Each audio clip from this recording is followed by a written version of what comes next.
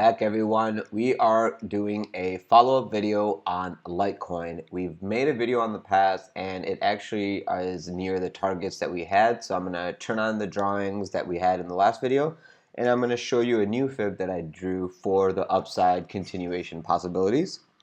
If you haven't already, guys, please subscribe to the channel, hit the like button, press the bell button for notifications so you get these updates, share the video with other like-minded individuals so that way we can grow together. If you're interested in trading with me live, please feel free to join the Discord server. Link to the server is in the description of this video below, alongside all the other affiliate services that I use and recommend that helps the channel grow, so thank you so much. Now, to get it all started, here on the weekly chart, we are looking at Litecoin. You can see this thing has obviously been around for a few cycles, tops and bottoms,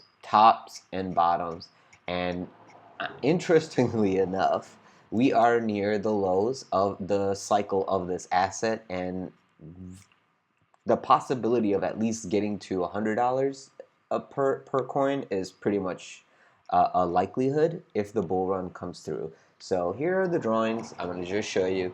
This is what we had at the last video. We were looking for where we can potentially take along. We measured the top of this local consolidation. We were looking for the bottom, which obviously makes sense because it's like a channel. So we just delete this. This is useless now. Now what we're looking for is something like this. If we can hold above $52, I would be considering this a good long scalp opportunity into $90 for the first take profit and then $130 for take two. Now, this asset is doing what we saw on yesterday's video with Sand and Mana. They did not take out the original listing low like other assets have, and they are protecting the bottom and looking for upside continuation after basically proving that whoever accumulated when they did, they are holding, and that's when new entrants are coming in that we're actually starting to mark up price again. But the base is pretty much set around 50 bucks, and if we go under 50, it's a great buying opportunity, such as $30 if you can get it. Well, aside from that, between 30 and 50, that's an accumulation zone, and then markup is probably going to go to 90 to 130, and then, you know, if we really get it going, we could go much higher, as shown before in this asset already, like $200-300. Now, if this goes to $200-300, where's Bitcoin and ETH going to be, and where's other altcoins going to be? So just, you know, keep that perspective in mind that everything moves together. So if this asset is moving, the Ripple might be at like $10. So that's basically all I wanted to say on this one, is that the downside is pretty much near an end and upside continuation is pretty much likely. Now, since I said Solana, I would feel terrible not looking at it. So I'm going to go quickly to Solana and just show you guys. Let's see, is this the chart? I don't think this is the proper chart. It's this one. Yeah, it's this one. Okay, so here is Solana, obviously doing a lot better than other assets, but I do see this as a distributional top, okay? You do see you're tightening. Your highs are getting lower, but your lows are getting higher, and you're just squeezing price action into like a climax for an impulse. Now, here are the drawings that we had. Obviously, there's a lot of stuff going on here. I'm going to try to zoom in and simplify stuff. Let's go to a daily.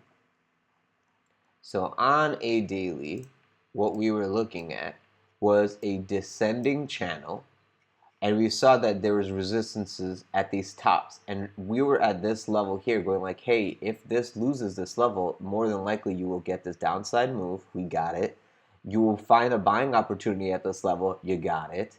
And then you got that buy up right to the top of the channel resistance, and you're making another bull flag looking for a breakout. Now, the consolidation didn't even go to 75%. You're already at 160, 158.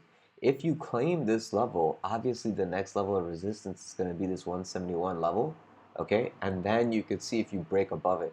If you lose 171, you can follow this white path right back down to 140s and then look for another attempt. I'm going to start deleting a few of these doodles because this is a little much. This trade over here is, oops, what did I just read? This trade here is done, okay? This channel I'll leave for us to have as a visual reference, as in that's like a nice little buying accumulation zone. This little triangle is done. You can let this go, you can let this go, you can let all this go, going like, hey, if we get to this level 190, a slap back down into the levels of 160 is a possibility for upward continuation after proving support is there. That's what this rounded bottom was. What the point is, we want price action to quickly get above our resistances, find support on our support order block, and then make a consolidation, like triangle consolidate, and break out right above this level here. Once we get above 190, we can start looking at this as a rounding bottom and not as a distributional top. And you can look for this whole thing to be an accumulation.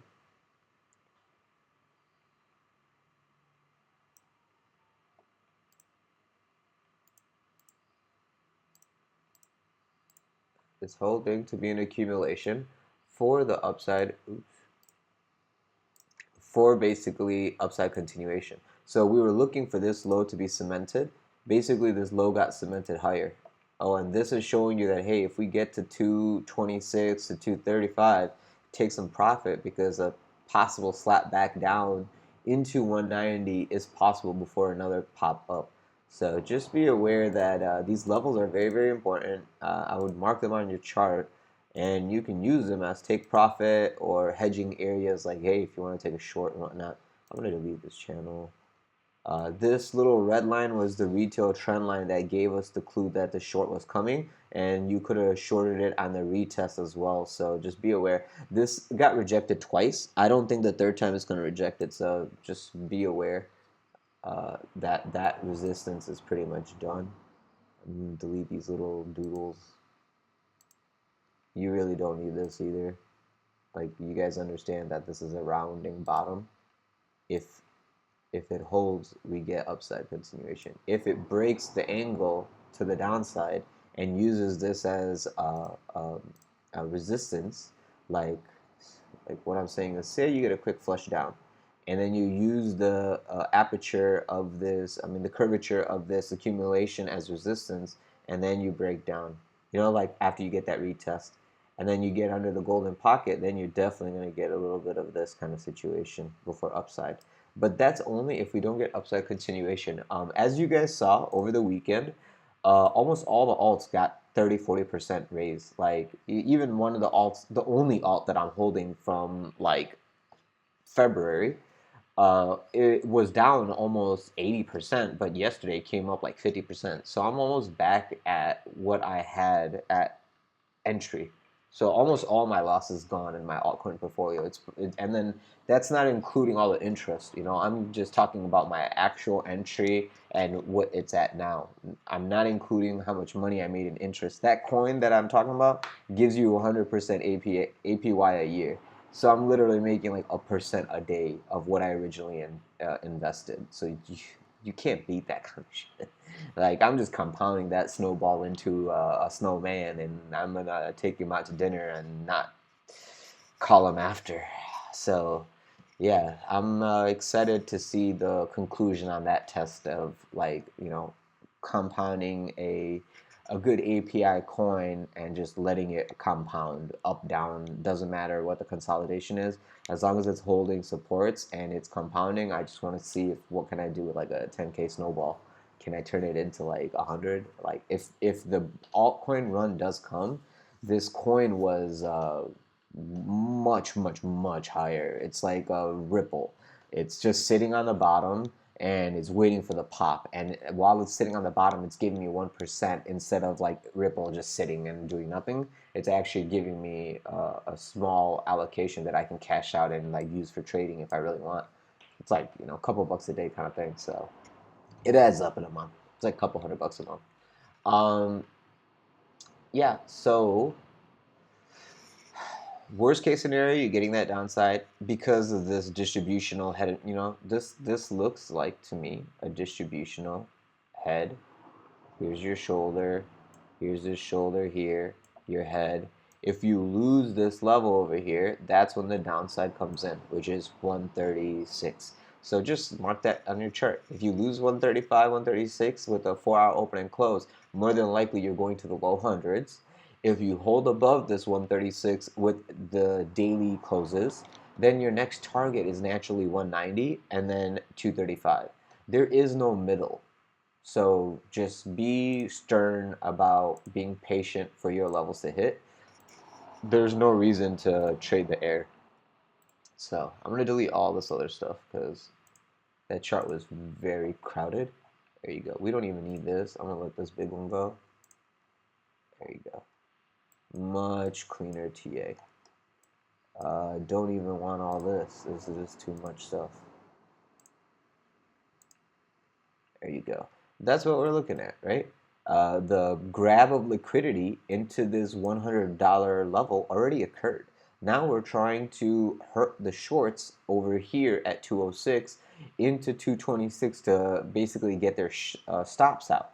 And that's basically what this is trying to do. Now on the weekly, you can see you have bearish divergence, okay? As we're getting as high as we can into the resistance of 170, your weekly buys are slowing down. You need the buying to continue. Otherwise, one seller here on this week, after taking the liquidity at 165, if we go up there and reject, what is going to happen is a bearish engulfing red candle to trap all the longs that are over here in this little, in this thing. They're going to trap him, and then they're going to impulse underneath this 135 straight down into liquidity.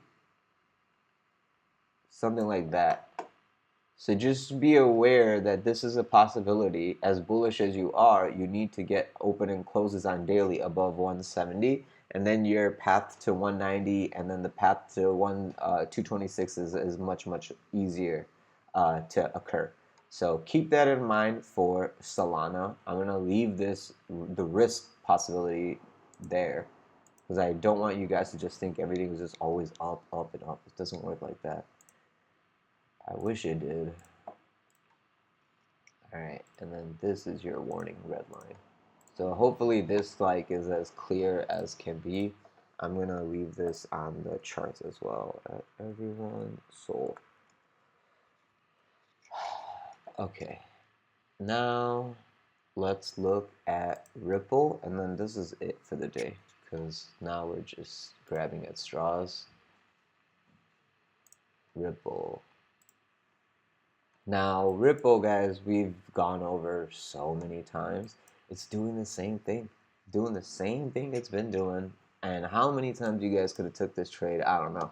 One new thing here is you got bearish divergence on volume. Okay, so that's one thing. You have a lot of wicks from 63 because it doesn't want to go higher than 63. For you to try to assume and force, it's kind of just like, stop it. So that's one thing right here that, you know, just like the other asset, if you lose this low, you're gonna feel it, okay? And then you're doing it right here. It's as clear as day that you can't get above 63. So then be patient for the long under 47. And if you lose 40 cents, right? We have this thing marked right here. If you lose this 40 cent, be prepared for this accumulation here. All right? And that's basically all I can say for Ripple because I'm waiting for this to get up to the level of $1. And this is kind of like what I mean, like my altcoin is doing this kind of shit, like just choppity, chop, but it's making money. And the reason it's choppity chop like this is because every day everyone's making that 100% on that coin. They're selling, right? Every day I try to make it a point to cash out every day to get my original money out. Because once I get my original investment out, the coin will be printing 1% a day for the rest of my life for free. So that's the plan that I had when I started this in like February. You know, this was like my birthday investment. Well, so that aside, this asset ain't giving anyone interest, okay? Litecoin is not giving anyone interest. Your only way to make money on it is buying it low and selling it high. So that's what I'm saying, like, if this was me trying to buy low and sell high kind of situation, my low would be over here. Lower here or you know, the fib is telling you 21 cents or 28 cents. If you have this fib, right, and it's showing you such respect at 72 to 65, showing like the resistance here, right? Why won't you use these numbers as a guidance? Like, oh, okay, if we lose 47 cents, if I want to buy, I buy 47. If I lose 47, I can get 22 to 28. Why am I trying to buy 63 unless it goes above 63 and comes to 63? Then, you know, like that means like we broke resistance and we're finding 63 to 65 as support, and then we're looking for 82 and then higher. If it's doing that kind of a price action, like a chop like to the upward like this, like you get to 72, you come back, find 63, you break 62 and get to 81, you know, you come to like $1, you find resistance, and then you break above dollar. If you do something like that, okay, cool, like in an expanding wedge fashion. But if you are just going to go down underneath 47 cents, just understand that it's going to impulse down, do that. This is going to be inverted and it's going to go like this. You know, it's going to be a expanded megaphone to the downside. And then it's going to collect the liquidity here underneath all this money here, all this money, whatever is over here. All this liquidity is going to get collected. All this, and then you go to the upside, right? That's another situation that you have to consider, that all those billions of dollars are sitting here underneath 40 cents. So if they want to be efficient, the market will take the liquidity out of the 40-cent people all the way to 22 to 29 cents. Is this 29? Yeah, 29, like 30 to 20 to 30 cents. They're going to take that liquidity, and then they could reverse it above 45 and then trap all the shorts on the bottom and then just nuke the shorts by impulsing straight up. So these are all scenarios to consider.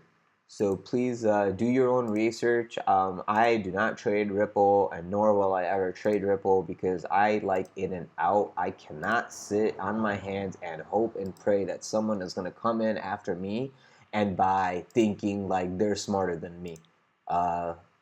Yeah. If anything, I'll be the first buyer and they're buying my bags. This is not a scenario where I am gonna be first to buy. I know I'm not. I had freaking months to buy it at 47 cents. If I didn't do it then, why the hell would I do it at 65, 63? And just go back and look at every Ripple video. We pointed out this consolidation for the last 420 freaking days, guys. 1 year. 1 year, almost 1.5 years. That's disgusting. Absolutely gross. Opportunity cost waste. That is gross waste of opportunity cost, in my opinion. And that's what I'm going to leave it at today. How much money could you have made with whatever you've had invested in Ripple in the last 400 days if you put it on anything else? Any other asset? That's what you have to ask yourself. Is it worth having your liquidity trapped in this for the hopes and dreams of you getting to $1, which is a 50% gain from where we're at right now? So just consider those thoughts, and then if you guys have any questions or concerns, hit me up in the comment section below. If you're interested in trading with me live, feel free to join the Discord server. A link to the server is in the description of this video below, alongside all the other affiliate services that I use and recommend that helps the channel grow. Thank you so much. If you guys have any other questions or concerns, I'll be in the Discord server, so I'll see you there. Have a good one and be safe. Happy Monday.